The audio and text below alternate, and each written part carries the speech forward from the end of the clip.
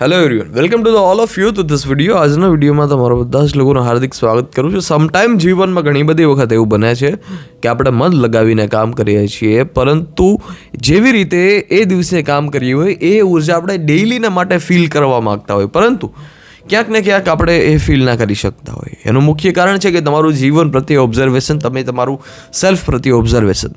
તમે જ્યારે પીક ઉપર એનર્જી ફીલ કરો છો ત્યારે તમે આખા દિવસનું ત્યારે તમે એનાલિસિસ કરો કે આજના દિવસમાં અથવા પૂરા 3 દિવસનું એનાલિસિસ કરો કે 3 દિવસમાં હું કયા લોકો સાથે મળ્યો છું, કેવી મેં મનમાં વાત સ્ટોર કરી છે, કેવા મેં ગીત સાંભળ્યા છે, કેવી મેં એક્ટિવિટીઝ કરી છે, કેવો મેં ખોરાક લીધો છે. ખોરાકનો અહીંયા બહુ મહત્વપૂર્ણ રોલ લઈ શકે, કેમ કે ઘણી વખત એવું થતું હોય કે તમારા જે બોડી છે એના તમારો વેઇટ છે એમાં 0.8% પર કેજીએ છે પ્રોટીનની જરૂર પડતી હોય, પરંતુ ક્યાંક ને ક્યાંક આપણે શરીરને પ્રોટીન ના દઈ શકતા હોય. પછી ઘણા બધા મલ્ટીવિટામિન્સની જરૂર પડતી હોય, ક્યાંક ને ક્યાંક આપણે એ સૌથી સારી રીતે એને પૂરા ના કરી શકતા હોય. એને લીધે પણ બોડીની એનર્જીમાં ઘણો બધો ફેર આવી શકે, પરંતુ મુખ્ય કારણ હોય છે બોડીની એનર્જી કરતાં પણ સૌથી વધારે મહત્વપૂર્ણ એ છે માઇન્ડસેટ. આપણે એ વાત સમજી લેવી જોઈએ કે આ શરીર છે, આ જે પૂરું શરીર આ રાખ છે, રાખ સિવાય બીજું કશું જ છે નહીં. રાખ જ છે, રાખનું બનેલું પૂતળું છે, એના સિવાય બીજું કશું જ છે નહીં. તમે કોઈ પણ વ્યક્તિને સાંભળી લો, સારા વ્યક્તિને, બસ સિમ્પલ વાત એક જ કહેશે કે આ છે એ રાખનું બનેલું પૂતળું છે. તમે કબીરને સાંભળો, તમે આચાર્ય પ્રશાંતને સાંભળો, અથવા કોઈ પણ વિદ્વાન અથવા શ્રેષ્ઠ માણસનો તમે અભ્યાસ કરો, એને સાંભળો, એના જીવનની વાત તમે આચરણમાં લઈ આવો, તો એક શ્રેષ્ઠ વાત તમને જોવા મળે કે આ છે એક માટીનું પૂતળું છે, આના સિવાય બીજું કશું જ નથી. દોસ્ત, આપણે એ વાત સમજી લેવી જોઈએ કે લોખંડ હોય એ પડ્યું કટાઈ જાય. આપણે બધા જ લોકોને ખબર છે કે લોખંડનો નિયમ જ એ છે કે પડ્યું કટાઈ જ જશે. જીવન પણ એના જેવું જ છે. જો તમે જીવનમાં શ્રેષ્ઠ રીતે નહીં જીવો, જીવનમાં શ્રેષ્ઠ રીતે મહેનત નહીં કરતો, જીવન તો એમને ફિનિશ જ થઈ જશે. જે વસ્તુનો ઉપયોગ ના થાય એ વસ્તુનો નાશ તો નિશ્ચિત છે. તમારા ઘરમાં કોઈ ફ્રૂટ છે, તમારા ઘરમાં કોઈ ફળ છે, એ ફળને તમે ખાઓ નહીં તો દિવસે ને દિવસે એ ફ્રૂટ બગડતું જાય ને એક દિવસ એવો આવે કે એ ફ્રૂટ ગંધાવા માટે તમને જ ના ગમે કે ભાઈ આ મારા ઘરમાં ના રહું છે, આને કાઢો બહાર.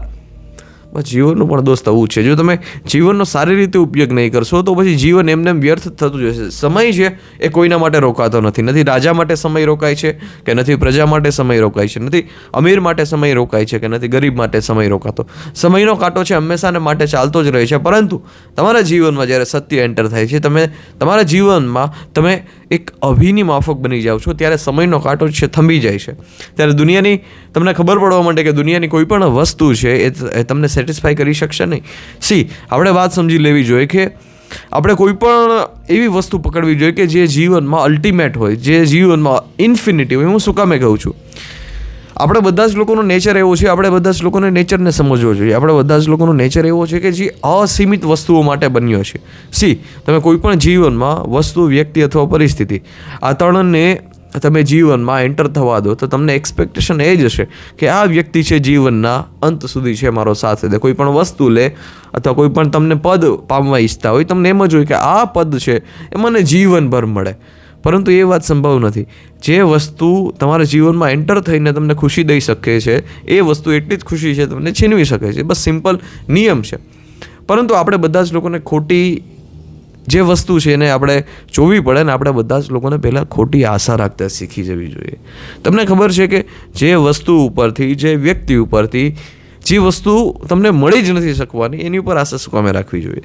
તમે કોઈ પણ શાક બનાવતા હોય, શાક તમારે સ્પાઇસી બનાવવું હોય, પણ તમે વારે ઘડીએમાં નિમક જ નાખતા હોય, વારે ઘડીએ નિમક જ નાખતા હોય, તો પછી શાક સ્પાઇસી બનવાનું જ નથી.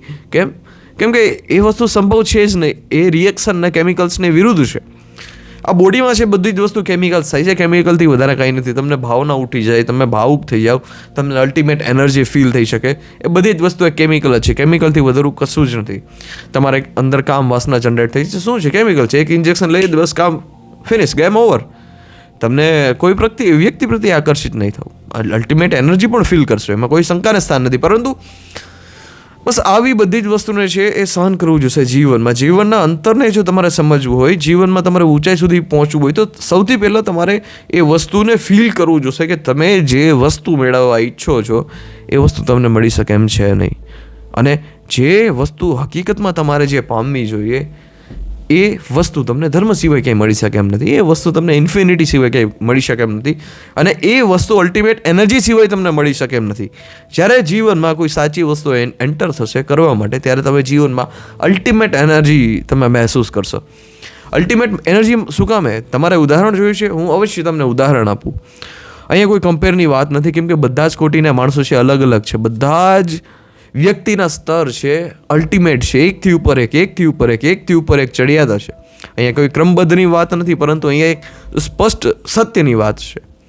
જ્યારે જીવનમાં એક સાચું કામ આવે છે, જ્યારે જીવનમાં એક અલ્ટિમેટ એનર્જી આવે છે, ત્યારે એ વ્યક્તિ છે પૂરી દેશ અને દુનિયા બદલવાની ક્ષમતા રાખે છે. પરંતુ આપણી આસપાસ લોકો એવા છે કે જે આપણે અભિ વિશે સમજાવતા નથી. અભિ માને શું? હંમેશાને માટે વેદાંતમાં એક શબ્દ વપરાયો છે, અભિ. અભિ માને શું? ભયરહિત. આ અભિ શબ્દ છે, ભયરહિત શબ્દ છે, એ બીજે કંઈ પશ્ચિમ સંસ્કૃતિમાં તમે જોવા ના મળે, પરંતુ આપણી સંસ્કૃતિમાં આપણે અવશ્ય જોવા મળે. અભિ, ભયરહિત. જીવનમાં ભયરહિત બનો. હંમેશાને માટે એક ઇન્ડિકેટ મનમાં કહેતા રહો કે હંમેશાને માટે દિવસમાં બાર કહીએ કે હું ભયરહિત છું, હું ભયરહિત છું, હું ભયરહિત છું. દોસ્ત, તમે પૂર્ણ હશો તો દુનિયા પૂર્ણ હશે. તમે પૂર્ણ, દુનિયા પૂર્ણ. જે વ્યક્તિ છે એને કશું જોતું જ નથી, એને દુનિયા શું આપી શકે? જે વ્યક્તિને ઓલરેડી મળેલું છે, તમે જીવનમાં કૃષ્ણને પકડી લો, તમે જીવનમાં ગીતાને પકડી લો, તમે જીવનમાં ઉપનિષદોને પકડી લો, દેશમાં શ્રેષ્ઠ પુસ્તકો છે એને પકડી લો. એક એ સાઈડ છે તમારી પાસે, અને એક એ સાઈડ છે કે તમારે કોઈ વસ્તુ જોઈએ છે, તમારે કોઈ પણ જીવનની શ્રેષ્ઠ પરિસ્થિતિ જોઈએ છે, તમારે જીવનનું કોઈ શ્રેષ્ઠ પદ જોઈએ છે. આ જે રસ્તે ચાલવાવાળો માણસ છે કે જેની પાસે ઓલરેડી કૃષ્ણ મોજૂદ છે, જેની પાસે ઉપનિષદ મોજૂદ છે, જેની પાસે કબીર મોજૂદ છે, એ વ્યક્તિને દુનિયામાં કોઈ હરાવી નહીં શકે. અને જેને આ સંસારથી નોબત છે, એને નાતો જ એ વસ્તુથી છે કે મારે કંઈક જોઈએ છે જે વસ્તુ મને સંતુષ્ટ કરી શકે જીવનમાં, એ વ્યક્તિને દુનિયા ગમે ત્યારે પાડી દેશે. તમે લખી લો સાહેબ આ વાતને, આમાં કોઈ શંકાને સ્થાન નથી.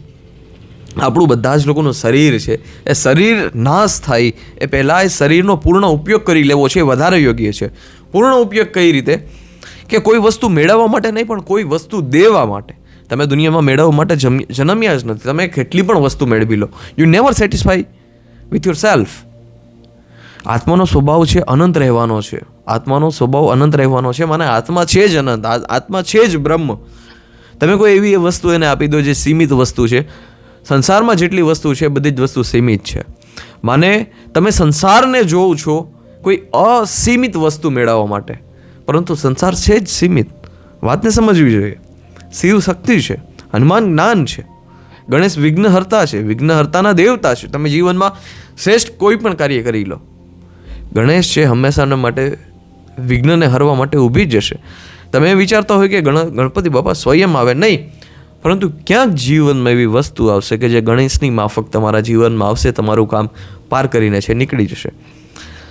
રામ ને હનુમાન હોય તો તમારા જીવનમાં કોઈ પણ એવી પરિસ્થિતિ આવે કે જ્યાં તમારે અલ્ટિમેટ ઉર્જાની જરૂર પડે, અલ્ટિમેટ જ્ઞાનની જરૂર પડે સાહેબ, ત્યારે કોઈ સહારો લેવા માટે કોઈ વ્યક્તિ તમારી પાસે આવે અને તમને સહારો દઈને નીકળી જાય. બસ આ જ જીવન છે. રામાયણને જે બધા જ પુસ્તકો છે, આપણા બધા જ ગ્રંથો છે, તમે એમ ના વિચારતા કે એ ગ્રંથો એ બહુ પુરાણના છે, પહેલાંના છે. નહીં, એ વાસ્તવિક દુનિયાના છે. પરંતુ આપણું હવે કામ એ બને કે જેટલા પણ પુસ્તકો સારા શ્રેષ્ઠમાં શ્રેષ્ઠ ભારતના છે, એ શ્રેષ્ઠમાં શ્રેષ્ઠ ભારતના પુસ્તકો વાસ્તવિક દુનિયામાં એને કેવી રીતે આચરણ કરી શકાય, એને ફિઝિકલ દુનિયામાં કેવી રીતે લઈ આવી શકાય, અને લોકોના જીવનમાં શ્રેષ્ઠતમ ઊંચાઈ સુધીના, શ્રેષ્ઠતમ ચેતના સુધીના પ્રયાસ કેવી રીતે થઈ શકે, એની ઉપર આપણે આગળ વધવું એ આપણું કર્મ બને છે. બાકી એના સિવાય દુનિયામાં તમે કોઈ પણ વસ્તુ મેળવી લો, you never satisfy with your self. તમે સેટિસ્ફાય થઈ જ નહીં શકશો. પરંતુ દુનિયામાં ખોટા વ્યક્તિ પ્રત્યે ખોટી આશા રાખવાની જ નહીં, કોઈ પણ વ્યક્તિ પ્રત્યે આશા નહીં રાખવાની. મૂળ સૂત્ર તો એ છે. પરંતુ જે વસ્તુ તમારે જોઈએ છે, જે દરવાજેથી મળી જ શકે એમ નથી, એ દરવાજે ખોટી આશા ના રાખવી જોઈએ. સો મળતા રહીએ આવા વિડીયો સાથે. ધન્યવાદ. જય હિન્દ. વંદે માતરમ. I hope you like the video and please share to youth. ભારતના યુવાનો સુધી અમારો વિડીયો જરૂર પહોંચાડો. ધન્યવાદ. જય હિન્દ. વંદે માતરમ.